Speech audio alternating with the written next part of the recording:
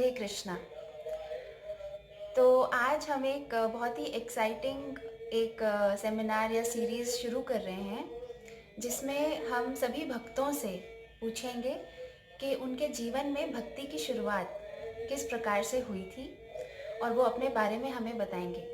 उससे हम सभी को बहुत मोटिवेशन मिलेगी और बहुत एंथुजियाज़्म मिलेगा और हमारा भजन निश्चित ही उसमें और हमारी श्रद्धा बढ़ेगी। तो आज के हमारे पहले जो गेस्ट हैं वो हम घर ही से शुरुआत कर रहे हैं। तो मेरे फादर श्रीमान कृष्ण कुमार प्रभु जी हमारे साथ हैं। हरे कृष्णा प्रभु जी। हरि बोल, हरे कृष्णा। हरे कृष्णा। तो प्रभु जी आज हम आपसे पूछना चाहते हैं कि आपके लाइफ में वो पॉइंट कब आया था जब आपने सोचा कि आप सही संस्था से सही मूवमेंट से जुड़ गए हैं और आपकी खोज को विश्राम हुआ और आपने अपना जीवन समर्पित करने का निश्चय किया।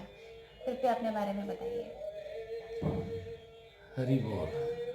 तो ये खोज तो मेरी वैसे तो चल रही थी काफ़ी समय से, लेकिन एट लास्ट जब मैं ईयर 2000 में इस्कॉन ईस्ट ऑफ कैलाश पहुंचा, तो वहाँ जाकर के मेरी खोज समाप्त हुई।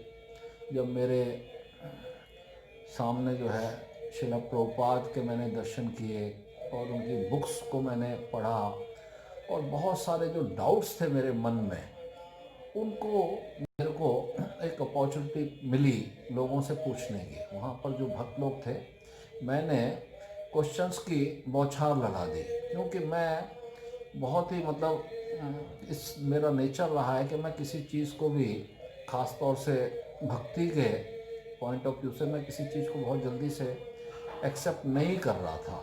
न जाने क्या बात थी कि मैं कुछ तलाश रहा था और मेरे को सेटिस्फेक्शन नहीं हो रहा। एट लास्ट मेरे को इस्कॉन में जाकर के वो सेटिस्फेक्शन मिला, और विशेष रूप से शिला प्रभुपाद की बुक्स को पढ़ने के बाद। तो प्रभु जी आप बताइए कि आप पहली बार इस्कॉन तक कैसे पहुँचे। इस्कॉन तक पहुंचने का तो जरिया भगवान ने ही बनाया। उसके लिए तो उन्होंने केवल मेरे को, मेरे प्रयास को देखा कि मैं कुछ खोज रहा हूँ काफ़ी समय से, तो भगवान ने ही वो प्लानिंग करी। और एक सीरियल आता था टीवी में उस समय, स्पिरिचुअल, ये आत्मा करके, तो उसमें मैंने देखा कि ये मंदिर जो है बहुत अच्छा है। मैं बहुत सारे उसमें जो है वो प्रवचन सुनता रहता था। तो ये आत्मा करके जो है सीरियल आता था, और उसमें जब इस्कॉन का टेम्पल दिखाते थे, तो मैंने उसकी इंक्वायरी करी, भाई कहाँ का है, तो पता लगा ये ईस्ट ऑफ कैलाश में है। तो फिर ऐसे करके जो है मैं वहाँ पहुँचा, और पहुँचने के बाद जो है फिर मेरा वहाँ से जीवन की नई शुरुआत मेरी वहीं से हुई। जय। और प्रभु जी ये बताइए कि आपको पहली पुस्तक शिला प्रभुपाद की वो आपने कैसे प्राप्त करी थी। शिला प्रभुपाद की जो पुस्तक है वो मेरे को एक टेम्पल से मिली और शिव मंदिर से प्राप्त हुई। हाँ, हमारे हौस खास में कैलाशपति जी का मंदिर है, तो वहाँ पर हमारे ही कॉलोनी के एक नेबर हैं विनीत अग्रवाल करके, उन्होंने वो बुक जो है वहाँ पर रखवा रखी थी, और वो बुक मैंने वहाँ से ली। तो फिर धीरे धीरे करके मैंने उस बुक को जब पढ़ा, तो मेरे को कुछ ब्लेसिंग्स प्राप्त होने लगी शिला प्रभुपाद की, और मैं फिर इस्कॉन पहुँचा।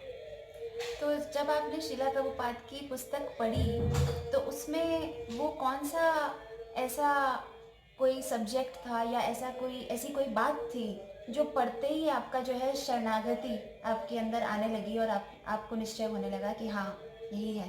एक्चुअली क्या है कि शिला प्रभुपाद की बुक्स में कुछ ऐसा मैजिक है, ऐसा मैजिक है कि कोई भी अगर उसको सीरियसली, उसको उसकी एक लाइन भी पढ़ेगा, और एक लाइन छोड़ो एक वर्ड भी पढ़ेगा, तो प्योरिटी इज़ द फोर्स, है ना, जो प्रभुपाद ने बताया, प्योरिटी इज़ द फोर्स। और तो वो जो है ना, आपके हृदय को छू जाएगी उनकी बात।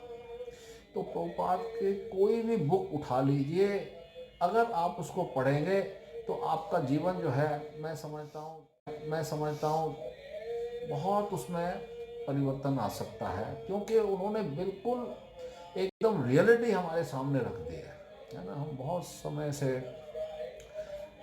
कई जन्म जन्मांतरों तक कैसे हम इस संसार में आए हैं और अपना जो है, तो प्रभुपाद ने, चाहे उनका भगवत गीता आप ले लीजिए, चाहे उनके और स्मॉल बुक्स ले लीजिए, क्योंकि भगवत गीता तो स्टार्टिंग में एकदम से हम लोग नहीं भी उठाएं घबराते हैं, लेकिन स्मॉल बुक्स तो ऐसी है कोई भी आदमी ले सकता है और उसको समझ में आ जाएगी कि ये जो जिसके द्वारा ये ग्रंथ लिखे गए हैं वो कोई साधारण जीव नहीं है, अद्भुत है।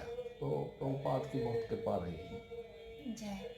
प्रभु जी, आप कौन से साल में जुड़े इस संस्था से? मैं सन 2000 में इस्कॉन से जुड़ा और सन 2000 में वहाँ जब मैंने श्री श्री राधा पार्थसारथी जी के दर्शन किए और श्री श्री सीताराम लक्ष्मण हनुमान जी के दर्शन किए, और गौर निताय के बारे में तो मैं जानता नहीं था। मैं कहा ये गौर निताय कौन है?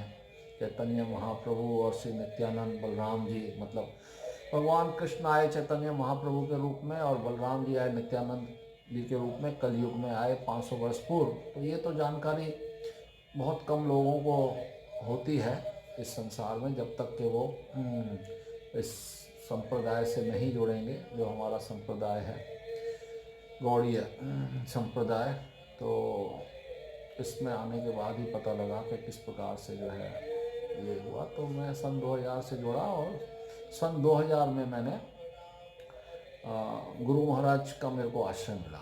तो गुरु महाराज का आश्रय मेरे को 3 साल के बाद मिला। 2003 में मैंने गुरु महाराज ने मेरे को स्वीकार किया और फिर तब से फिर मेरा जीवन में बहुत ही ज़्यादा परिवर्तन आने लगा। तो आज 2021 शुरू हो गया है, आपको पूरे 21 वर्ष संस्था से जुड़े हुए हो गए हैं। इन 21 वर्षों के सफ़र में आज आपका क्या अनुभव है, या क्या आप ऐसी बात सबको बताना चाहते हैं? देखो, ये जो बात है, हमारी मटेरियल एजुकेशन है, चाहे हमारा मटेरियल ऑपुलेंस है, जो भी कुछ हमको प्राप्त करने की इच्छा रहती है, तो आज इस समय ये रियलाइजेशन होती है कि जो भी मेरे को चाहत थी या जो मेरे को मिलना था, मिला या नहीं मिला, वो मेरा डेस्टाइन था। मटेरियल लाइफ में आपको जो कुछ मिलता है, कई दफ़ा हम लोग सोचते हैं कि ये पढ़ाई लिखाई नहीं होगी तो हम बड़े आदमी कैसे बनेंगे। ये एक साधारण सी बात है। बच्चों के ऊपर भी हम इतना प्रेशर बना देते हैं कि ये पढ़ेगा लिखेगा नहीं तो क्या करेगा, है ना। लाइफ में अगर सक्सेस होना है तो पढ़ाई लिखाई बहुत ज़रूरत है। लेकिन आज मैं ये पूरे कॉन्फिडेंस के साथ कह सकता हूँ कि आपकी मटेरियल एजुकेशन कम हो या ज़्यादा, आपकी लाइफ उससे सक्सेस होगी कि नहीं, उससे कोई रिलेशन नहीं। क्योंकि जो भी हमारी डेस्टिनी है, जो भी हमको प्राप्त होना है, चाहे वो मटेरियल एजुकेशन हो, चाहे हमारा और जो भी हमको कुछ प्राप्त होना है, गाड़ी, घर, बंगला, मेरा परिवार, बच्चे, ये सब तो निश्चित है। लेकिन निश्चित जो नहीं है वो ये कि भाई आप किस प्रकार से स्पिरिचुअल प्रोग्रेस करते हो, ये निश्चित नहीं है। ये आपके करने से होगी। बाकी वस्तुएं जो हैं आपके बगैर किए आपको प्राप्त होनी ही है। आप देख सकते हो, कई दफ़ा कहते हैं कि जी हमको अपने बच्चों को जो है इंजीनियर बनाना है, डॉक्टर बनाना है, लेकिन डॉक्टर इंजीनियर बनने के बाद भी ज़रूरी नहीं कि आप जो है सेटिस्फाइड रहें। और ऐसे लोग भी आप देख सकते हैं, श्रील प्रभुपाद खुद बताते हैं कि हमने कलकत्ता में ऐसे ऐसे लोग देखे जो अपना सिग्नेचर करना भी नहीं जानते, है ना। सिर्फ वो अपना थंब जो है लगाते हैं, अंगूठा लगाते हैं, और उसके बाद में उनके पास बड़े बड़े, है ना, पढ़ने वाले सीए और ये और वो सब उनके यहाँ जॉब करते हैं और वो खुद पढ़ना नहीं जानते। तो ये क्या है? ये डेस्टिनी नहीं तो क्या है? अनपढ़ व्यक्ति जो है अपने यहाँ पढ़े लिखे लोगों को जो है नौकरी पे रखता है। तो ये क्या है? तो ये कोई ज़रूरी नहीं है कि पढ़ लिख करके ही हम कामयाब होंगे।